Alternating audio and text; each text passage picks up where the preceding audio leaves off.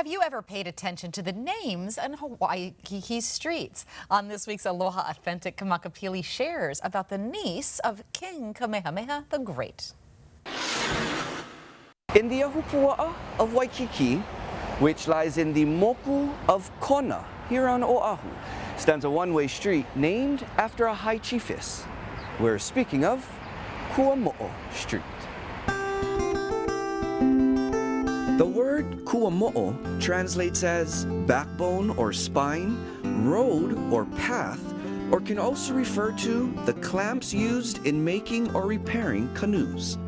But the street name is in honor of the niece to King Kamehameha I, High Chiefess Mary Kuamo'o Ka'oanaeha. Stories share that her name, Kuamo'o, may be a name of symbolism, representing her resistance to the Christian religion.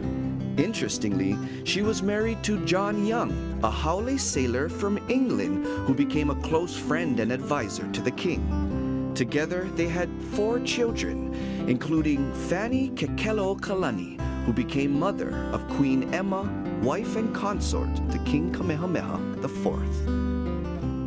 According to historian Mary Kawena-Pukui, the name Kuamo'o was given to the high chiefess in honor of where her brother died. Named Kekuo-Kalani, he was a warrior chief who fell in battle at a place called Kuamo'o in Kona. It was the Battle of Kuamo'o where Hawaiians fought Hawaiians, solidifying the abolishment of the kapu system.